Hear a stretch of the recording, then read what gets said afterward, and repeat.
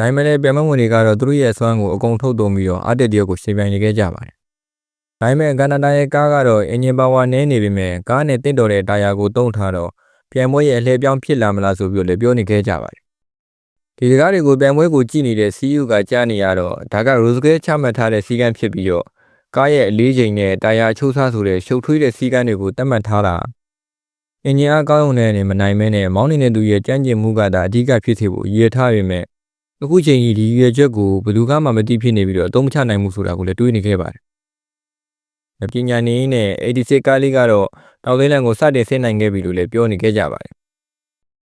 တစ်ဖက်မှာလည်းကန်နာဒါကတော့နောက်ဆုံးမှရှိနေပြီးတော့ရှေ့ကကားတွေကိုမတွေ့ရတဲ့အကြောင်းအိုဂါဒါကိုလည်းရှေ့ကားတွေနဲ့ဆိုဘယ်လောက်ကွာမလဲလို့လည်းမေးနေခဲ့ပါတယ်။အိုဂါဒါကတော့ရှေ့ကကားနဲ့ဆိုရင် 6.8 စက္ကန့်လောက်နောက်ကျနေတယ်လို့ပြောပြီးတဲ့အခါမှာတော့ကန်နာဒါ86ကားပါသူ့ကိုကြော်သွားတော့မေသူနိုကပို့ပြီးတော့ဒေါသတွေထွက်နေခဲ့ပါတယ်။ပြီးတော့လည်းကန်နာဒါကိုပြန်ကြော်ပြမယ်ဆိုပြီးတော့လည်းတွေးနေခဲ့ပါတယ်။ရှေ့ကနိုဇိုမီတို့မောင်နှမကလည်း86ကားကသူတို့နောက်ကိုအချိန်ပြည့်နဲ့လိုက်နေတော့ဖီယားတွေလည်းများနေခဲ့ပါတယ်။ရာရှိဘက်ကတော့ကန်နာဒါအခုလိုမှီလာတာဟာသူတို့အတွက်တော့အခွင့်အရေးနည်းလာတာပဲလို့လည်းညီမဖြစ်သူကလည်းပြောနေခဲ့ပါတယ်။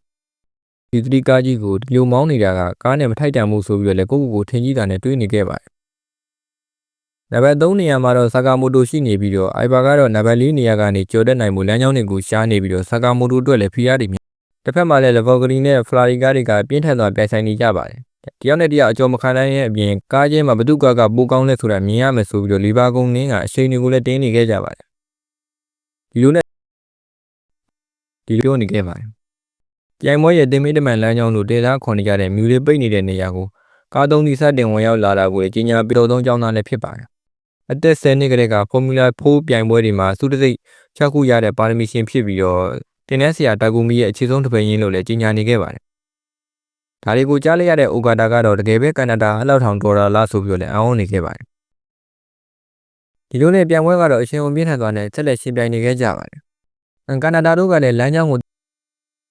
ရရှိဖားကတော့တင်မေးတမန်လိုင်းပိုင်းမှာကန်နာဒါကသူတို့ထက်ပိုပြီးမောင်းနေတာကောင်းတာကြောင့်အချိန်မီကြော်တက်သွားမှကိုတွေးပြီးတော့ကြောက်ဒီအချိန်မှာပဲတီတီကြီးညာသူကဒနာအီလာတာကူမီနဲ့သူဟာရင်းနှီးတဲ့ဆက်ဆံရေးတွေရှိခဲ့ပြီးတော့ကားမောင်းဂေမောင်ဝါကတော့နောက်ကကတ်လိုက်နေခဲ့ပါတယ်။အီဂျီဂါမီကအေးသေးသေးမောင်းနေနဲ့ဘဂင်ပောင်ဝါရဲ့မောင်းနေတဲ့ပုံစံကိုလည်းအသေးစိတ်လေးလာနေခဲ့ပါတယ်။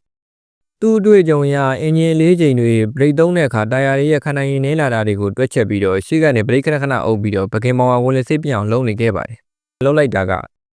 MFG ရဲ့ပြန်မဝင်နေကြမှာသူကတားရဲတဲ့ကောင်ဆိုတာကိုပြလိုက်တာပဲလို့ကြီးညာနေခဲ့ပါတယ်။ပြီးတော့လည်းကန်နာဒါနဲ့ဘဂင်ပောင်ဝါကိုနှိုင်းယှဉ်ကြည့်နေပါတယ်။ပုံမှန်ကြည့်မယ်ဆိုရင်သူတို့နှစ်ယောက်ကတူရလို့ထင်ရပေမဲ့တခြားကြည့်မယ်ဆိုရင်တော့မတူဘူးဆိုတာကိုလည်းပြောနေခဲ့ပါတယ်။ဘဂင်ပောင်ဝါကကားအကောင်းစားနဲ့နီးပညာအမြင့်တွေကိုသုံးပြီးတော့စက်ရုပ်တကောင်လိုမောင်းနေတာဖြစ်ပြီးတော့ရန်ကြိုသားဒါတွေကို CU ကကြားနေရတော့တာကူမီရဲ့တပည့်ဆိုတာနဲ့လူတွေကစပြီးတော့ချီးကျူးနေကြပြီလို့လည်းတွေးနေခဲ့ပါတယ်။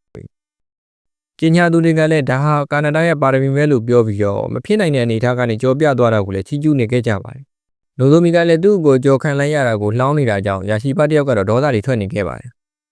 ပြီးတော့လည်းယာရှိဘကကာမာပိုပိုလမ်းကြောင်းကိုရောက်ဖို့ဘယ်လောက်ကြာအောင်မလဲလို့သူ့ရဲ့ပါတနာကိုမေးလိုက်ပါတယ်။ပါတနာက 4.2 စက္ကန့်လို့ပြောတာကြောင့်ညီမဖြစ်သူကိုလည်းလမ်းကြောင်းမမြောင်းခင်အမိပြန်လိုက်ရမယ်လို့ပြောပြီးတော့ကန်နာဒါနောက်ကိုအချိန်တင်ပြီးလိုက်နေခဲ့ပါတယ်။ဘဂင်ပောင်ဝါတို့ကလည်းအရှိမပြင်းထန်ပြိုင်နေကြပါတယ်။အီဂါမီကတော့ဘဂင်မောင်ဝါကိုပြန်ကြော်တက်ဖို့လည်းအခက်တွေ့နေခဲ့ပါတယ်။ဗီတန်အင်ဂျင်မျိုးစားဖြစ်ပြီးတော့အိုင်ဘာရဲ့ GTR ကားကတော့ 3.8 လီတာ V6 ကိုမှတာဝန်နှလုံးလုံးနဲ့လည်းဖြစ်ပါတယ်။တင်ကြော်လို့ရအောင်လှုပ်ထားတာကိုတိသွားပြီးတော့ရရှိဘတယောက်ကတော့ကန်နာဒါရဲ့နီးစနစ်ကျန်းကျင်မှုကိုလည်းချီးကျူးနေခဲ့ပါတယ်။ချားတဲ့ကားအရှိန်မြင့်တဲ့နီလန်းပြီးတော့လည်းရှေ့ကကားတွေထက်အချက်တာတွေကိုပြန်ပြီးတော့လည်းစဉ်းစားကြည့်နေခဲ့ပါတယ်။ပုံမှန်ဆိုရင်လမ်းဖြောင်းမှာရှင်းမောင်းမှုမဖြစ်နိုင်တာကြောင့်နောက်ကကားနှစ်စီးရဲ့အရှိန်နဲ့သူ့ကိုမှီမဲ့အချိန်ကိုတွက်ချက်ပြီးတော့အချိန်လျှော့လိုက်တာဟာသူ့ရဲ့တိကျတဲ့တွက်ချက်မှုနဲ့ဒီစနစ်ကြမ်းကြုတ်မှုကြောင့်လို့သိလိုက်ရတော့ပိုပြီးတော့အံ့ဩနေခဲ့ရပါတယ်